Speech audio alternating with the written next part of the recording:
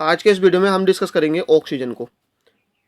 इससे पहले के जितने भी वीडियोस अपलोड किए हैं, यानी 4 वीडियोस अपलोड हो चुके हैं, उस पर हाइड्रोजन, हीलियम, कार्बन और नाइट्रोजन, इन चारों को हम ऑलरेडी अपलोड कर चुके हैं। इनके बारे में जो भी एग्जाम में क्वेश्चन पूछा जाता है वो सारे के सारे आपको नीचे डिस्क्रिप्शन में लिंक मिल जाएगा, वहाँ से क्लिक करके देख सकते हैं। तो चलिए करते हैं शुरू। ऑक्सीजन, ऑक्सीजन का प्रतीक चिन्ह ओ होता है। ध्यान रखना है, इसका सिर्फ और सिर्फ प्रतीक चिन्ह होता है, यानी कि सिंबल होता है। ऑक्सीजन का क्या होता है? ओ।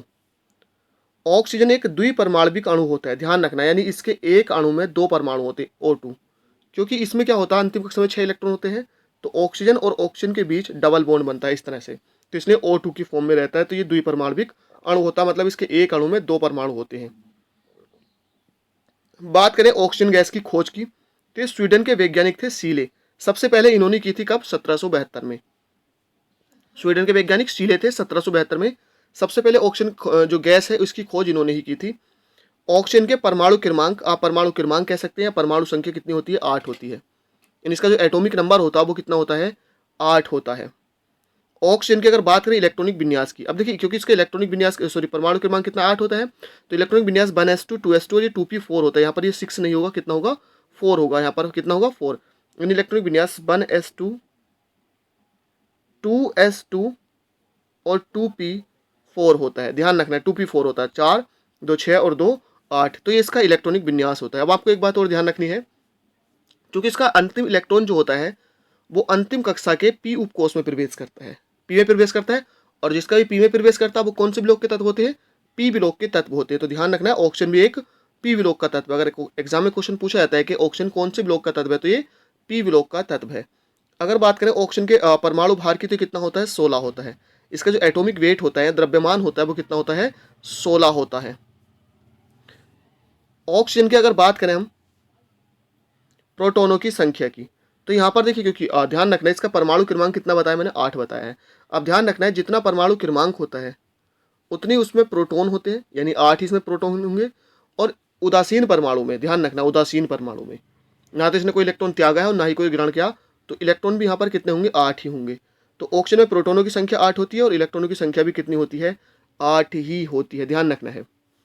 अगर बात करें इसमें न्यूट्रॉनों की संख्या, तो न्यूट्रॉनों की संख्या भी 8 होती है। अब देखिए, न्यूट्रॉनों की संख्या हम कैसे निकालते हैं, ये आपको ध्यान देना है। एक सूत्र लिखाया था मैंने कि परमाणु भार जो होता है वो परमाणु क्रमांक और न्यूट्रॉनों की संख्या के बराबर होता है। अब अगर हमें न्यूट्रॉनों की संख्या निकालनी है तो परमाणु भार में से परमाणु क्रमांक को माइनस करना होगा। इसकी जगह आप पी भी लिख सकते हैं, इलेक्ट्रॉन भी लिख सकते हैं। अब इसका परमाणु भार कितना होता है? 16 होता है। 16 में से 8 निकालेंगे तो कितना बचेगा? 8 ही बचेगा। तो इस तरह से यहाँ पर जो इसके न्यूट्रॉनों की संख्या होती है वो भी 8 ही होती है। और ऑक्सीजन जो है एक वर्ग 16 का तत्व है, यानी 16 वर्ग का तत्व है। ध्यान रखना है, ऑक्सीजन पूछा जा सकता है। कक्षाएं मैंने आपको बता दी इसके पास कितनी होती है, जितनी आवर्त होती है उतनी कक्षाएं होती है। यानी 1s2, 2s2 और 2p4 इसका इलेक्ट्रॉनिक विन्यास होता है। तो इसके पास 2 कक्षाएं होती हैं और ये दूसरे आवर्त में होता है, दूसरे आवर्त में वर्ग 16 में। ऑक्सीजन की प्रकृति कैसी होती है? अनुचुंबकीय होती है। देखिए, अनुचुंबकीय और प्रतिचुंबकीय क्या होते हैं, तो ऐसे तत्व जिनमें सारे के सारे इलेक्ट्रॉन जोड़ों में होते हैं वो होते हैं प्रतिचुंबकीय। और जिनमें जोड़ों में नहीं होते वो होते हैं अनुचुंबकीय। अगर आप इसके अंतिम के इलेक्ट्रॉन देखें 2p4, तो देखिए पी में जो कक्षक होते हैं, कितने कक्षक बनते हैं? 3 कक्षक। तो पहला इलेक्ट्रॉन, दूसरा इलेक्ट्रॉन और तीसरा इलेक्ट्रॉन और चौथा इलेक्ट्रॉन यहाँ पर भरा जाएगा। तो दोनों क्या है? जोड़ों में नहीं है। और जो भी जोड़ों में नहीं होते वो कैसे होते हैं? अनुचुंबकीय होते हैं। और जिसके जोड़ों में होते हैं वो सारे के सारे क्या होते हैं? प्रतिचुंबकीय होते हैं।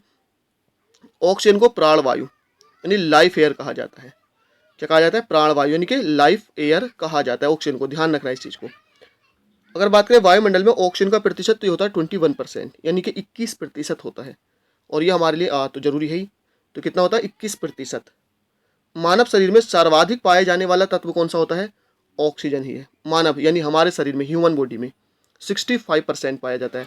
अगर सेकेंड आपसे पूछा जाता है तो 18% कौन होता है? ये कार्बन होता है।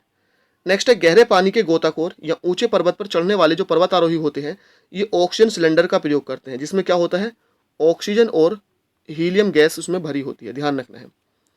अस्पताल में रोगियों को दी जाने वाली सिलेंडर में ऑक्सीजन तथा हीलियम का मिश्रण भरा होता है। तो चाहे जो समुद्री गोताखोर होते हैं वो हो, है ना, या फिर आप देख सकते हैं जो भी पर्वतारोही होते हैं वो, या जो हॉस्पिटल्स में जो ऑक्सीजन सिलेंडर दिए जाते हैं उसमें ऑक्सीजन और हीलियम का मिश्रण ही उसमें भरा होता है। नेक्स्ट है ऑक्सीजन का घनत्व। ध्यान रखना है, 1.429 होता है।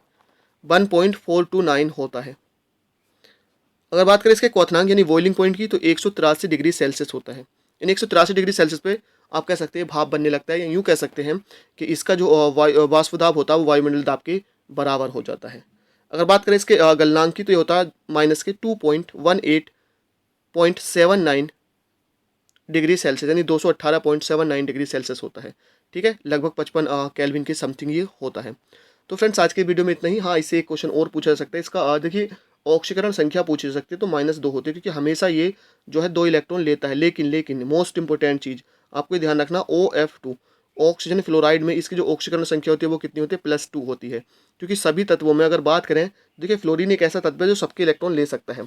उसके बाद ऑक्सीजन होता है और उसके बाद नाइट्रोजन होता है। तो ऑक्सीजन अपने इलेक्ट्रॉन इसे दे देगा फ्लोरीन को, तो कितने देगा, 2 देगा। तो 2 देने के बाद इस पर क्या हो जाती है, जो भी इलेक्ट्रॉन को त्यागता है उसकी ऑक्सीजन संख्या पॉजिटिव होती है, और ये मैंने पहले आपको समझा रखा है। तो फ्रेंड्स आज की वीडियो में इतना ही। आई होप ये वीडियो पसंद आई, उसको लाइक शेयर करना ना भूलें। थैंक यू फॉर वॉचिंग, मिलते हैं नेक्स्ट वीडियो में।